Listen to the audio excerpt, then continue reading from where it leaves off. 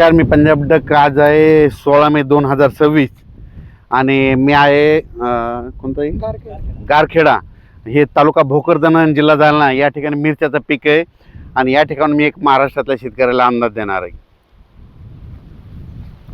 तर राज्यातल्या सर्व शेतकऱ्याला सांगू इच्छितो, विशेष म्हणजे जालना जिल्ह्यात आहे. जालना जिल्ह्यात आणि भोकरदन तालुक्यामध्ये गारखेडा या भोकरदन परिसरामध्ये या शेतकऱ्याला सांगू इच्छितो की तुम्ही शेतीचे कामे करून घ्या. कारण की राज्यात उद्या 17 तारखेला अंदमान बेटाव मान्सून दस्तक देणार आहे. अंदमान बेटावचं मान्सून 17 तारखेला दस्तक दिली तर 10 दिवसमध्ये केरळला यायला लागतात. म्हणजे केरळला कधी येईल? 26-27 मेच्या दरम्यान केरळला मान्सून येणार. मग तिथून काय होतं, 5 ते 6 दिवसामध्ये महाराष्ट्रात येणार आहे. म्हणून शेतकऱ्यांनी शेतीचे कामे सर्वप्रथम करून घ्यावी. खास करून हे आपण भोकरदनमध्ये जालना जिल्हा आहेत, म्हणून ह्या जालना जिल्ह्यात तिकडं आल्याच्या नंतर सगळीकडे असेच राहणार. म्हणून ह्या शेतकऱ्याला सांगू इच्छितो की तुम्ही शेतीचे कामे आठवा. कारण की तुमच्याकडं 28 आणि 29 तारखेला मान्सून पूर्व अवकाळी पाऊस येणार आहे आणि ह्या ज्या मिरच्या लावल्या त्यांच्यासाठी जीवदान ठरणार आहे. आणि तुम्हाला सांगतो, हे जे वारं चालू आहे ना राज्यामध्ये, आता हे जे वारं असं इतकं जोरात सुरू आहे, 22 तारखेपर्यंत असंच वारं राहणार आहे चालू. 23 तारखेच्या नंतर हे वारं बंद होणार आहे. म्हणून हा राज्यातल्या सर्व शेतकऱ्यांनी लक्षात घ्यायचा. राज्यातल्या सर्व शेतकऱ्याला सांगू इच्छितो की तुम्ही काय करा, शेतीचे कामे करून घ्या.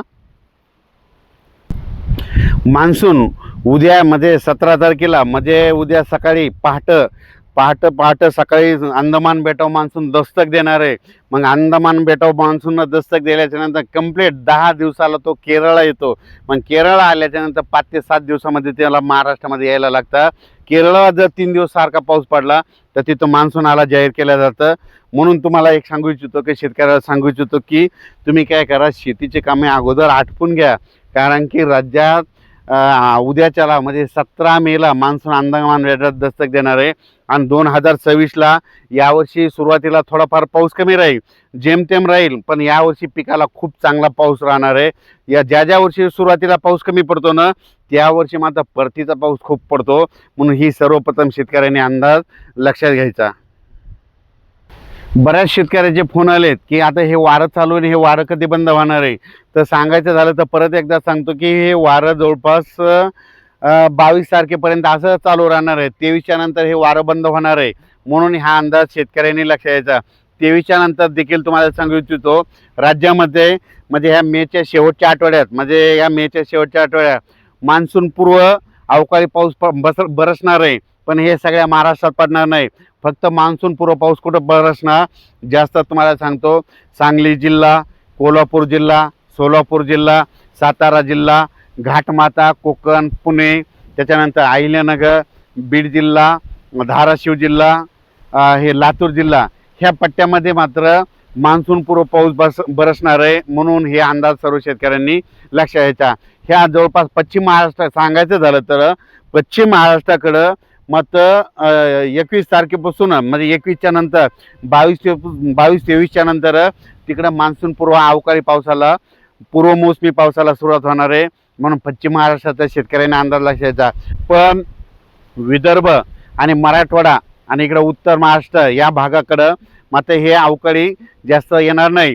मग या इकडं विदर्भ मराठवाड्यात कधी येणार तर तुम्हाला सांगू इच्छितो, 27, 28, 29च्या दरम्यान म्हणजे मेच्या शेवटच्या आठवड्याच्या टायमाला मग मान्सून पूर्व पाऊस येईल. म्हणून हे अंदाज सर्व शेतकऱ्यांनी लक्षात घ्यायचा.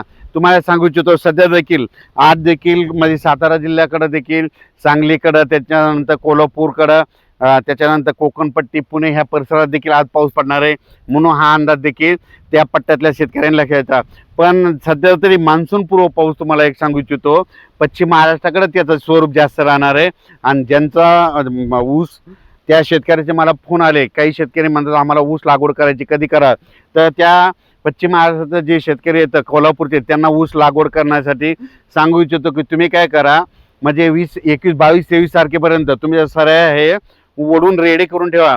कारण की त्याच्यानंतर मेच्या शेवटच्या आठवड्यात मात्र पश्चिम महाराष्ट्राकडं चांगल्या स्वरूपाचा पूर्वमोसमी पाऊस बरसणार आहे. म्हणून अंदाज लक्षात घ्यायचा. आणि त्याच्यानंतर राज्यात मात्र शेतकऱ्याला परत विनंती करतो की तुम्ही शेतीचे कामं सुरुवातीला आवरा. कारण की 17 मेला अंदमान बेटाव मान्सून दस्तक देणार आहे. तिथून 10 दिवस यायला केरळला लागता.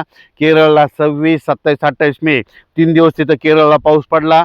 तिथं मान्सून आला जाहीर करणार आहे, ती देवभूमी आहे, त्या देवभूमीवर जाहीर करणार, मग तिथून तो पुढं प्रवास करणार. पण हे प्रवास करत करत असताना एखाद्या वेळेस पाऊस एखाद्या शॉर्टकट मार्गानं सुद्धा येऊ शकतो. म्हणून हे अंदाज सर्व शेतकऱ्यांना लक्षात यायचा आणि शेतीची कामे करून घ्यायची. अचानक वातावरण बदल झाला तर लगेच एक मेसेज दिला जाईल. तर पाहू शकता हे भोकरदन तालुक्यामध्ये हे मिरचीची लागवड करतात, उन्हाळ्यामध्ये मिरची लागवड करतात. यांना हे पीक जमलेलं आहे आणि यांना ह्या मिरची पिकाचे पैसे देखील होतात. आता ही इतीत मिरची झाली. संपूर्ण भोकरदन तालुका सोयगाव सगळीकडेच ही मिरचीची लागवड करतात आणि हे मल्चिंगवर करतात. त्यांना पैसे खूप होतात.